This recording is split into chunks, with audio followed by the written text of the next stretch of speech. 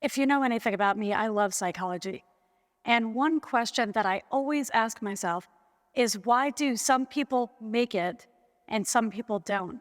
And I understand that the term make it is highly subjective. It depends on what goals you're trying to achieve and there's a saying with YouTube videos, viral for you. Say a video that gets 5,000 views is way above my average, that would be viral for me. So making it can be reduced to the same principle.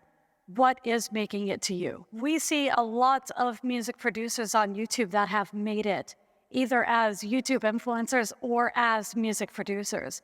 But either way, we would all agree that they're successful and they made a living income off of something that they enjoyed doing, which of course is something that we all want to do.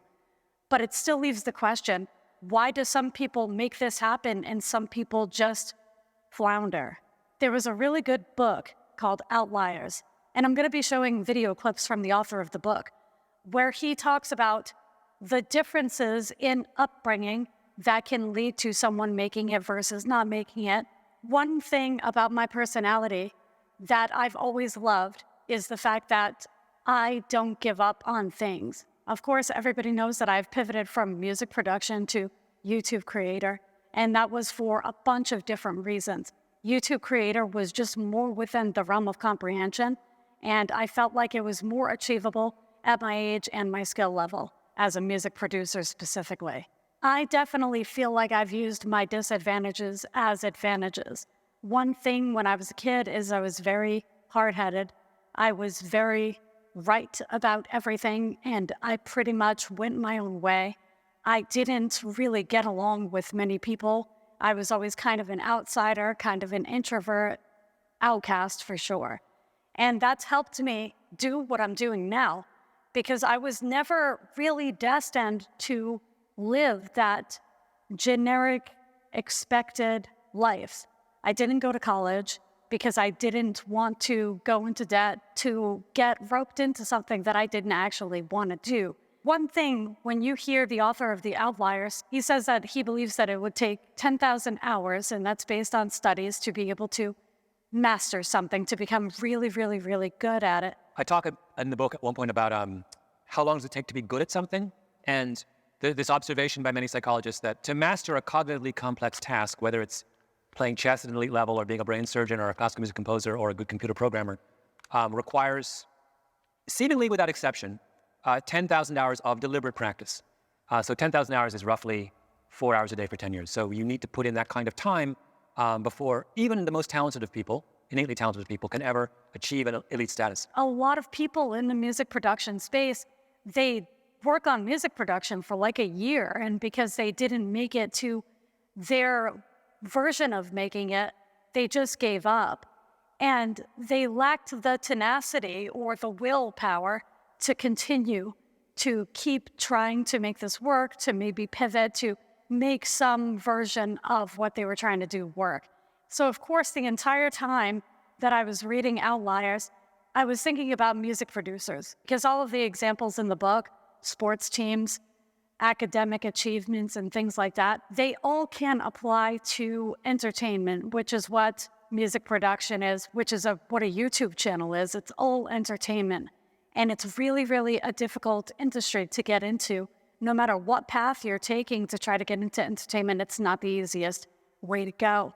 And so people who decide that they're going to do this need to be tenacious. They need to almost be delusional.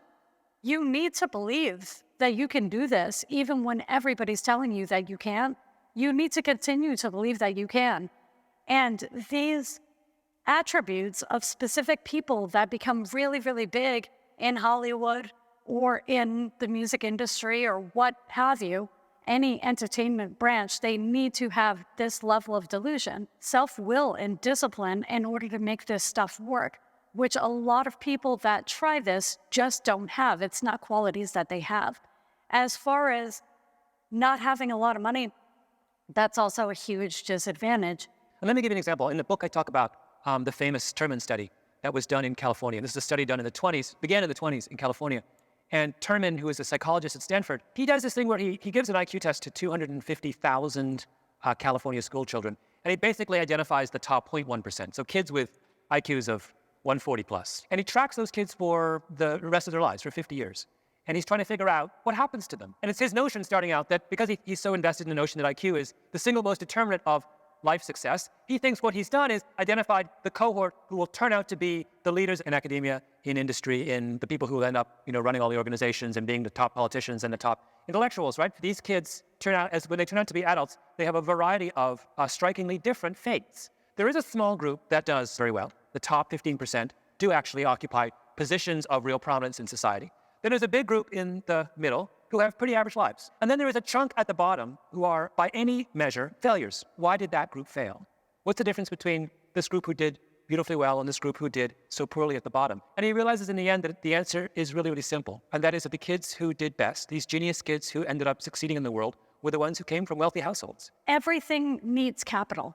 Almost no matter what you decide to do, if it's open up a restaurant, if it's start to get into music production, whatever it is, you need money to start these things. If you are at a disadvantage and you don't have that money, can you make it work?